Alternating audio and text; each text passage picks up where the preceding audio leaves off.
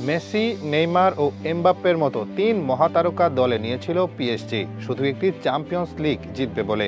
তবে এই তিনজন তারকাকে ছাড়া প্রথম মৌসুম খেলতে নেমেই স্বপ্নের চ্যাম্পিয়ন্স লিগের শিরোপা এখন প্যারিস সেন্ট জার্মেইনের।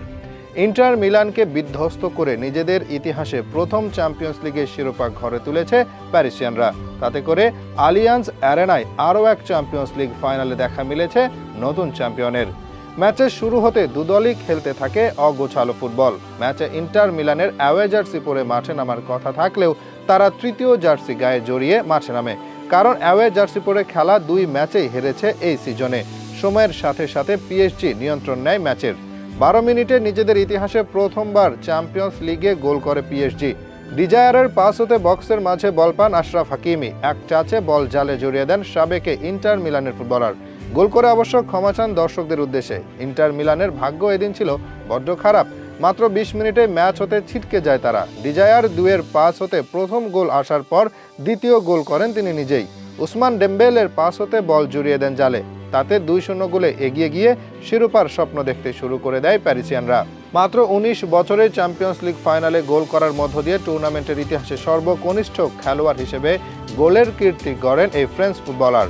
2 গোল হজম করে ইন্টার মিলান যেন ছিটকে যায় ম্যাচ হতে। অন্যদিকে পিএসজি ছিল ফুরফুরে মেজাজে। তারা চালিয়ে যাচ্ছিল একের পর এক আক্রমণ। বল দখলের লড়াইয়ে এগিয়ে থাকার কারণে অভিজ্ঞ ইন্টারের সাথে করছিল ছেলে খেলা। যদিও এরপর আরও 3টি শট নেয় গোলমুখে, তবে আর গোলের দেখা পায়নি তারা। তাতে করে 2-0 গোলে এগিয়ে থেকেই বিরতিতে যায় পিএসজি। প্রথমার্ধে তাদের 2 গোল স্কোরার ছিল অবিশ্বাস্য ছন্দে। অন্যদিকে যে লাউতারো মার্টিনেজকে নিয়ে এত আশা ছিল ক্লাবটির, তাকে খুঁজেই পাওয়া যায়নি প্রথমার্ধে। দ্বিতীয়ার্ধের খেলা শুরু হতে না হতেই শট করেন খবিচা কেভারাতসেলিয়া, যদিও তার শট চলে যায় বাইরে দিয়ে। এই শট চলে গেলেও ম্যাচ আর চলে যায়নি। প্রথমার্ধের মতো দ্বিতীয়ার্ধেও ইন্টারের মতো পুরো নিয়ন্ত্রণ বজায় রাখে পিএসজি। সেই ধারায় আরও একটি গোল পেয়ে যায় তারা। ম্যাচের 63 মিনিটের সময় ভিতিনহার কাছ থেকে বল পেয়ে আবারও তা জালে জড়িয়ে দেন ডিজায়ার দুয়ে। এই গোলে হয়তো তিনি বুঝে যান শিরোপা নিশ্চিত হয়ে গেছে তাদের।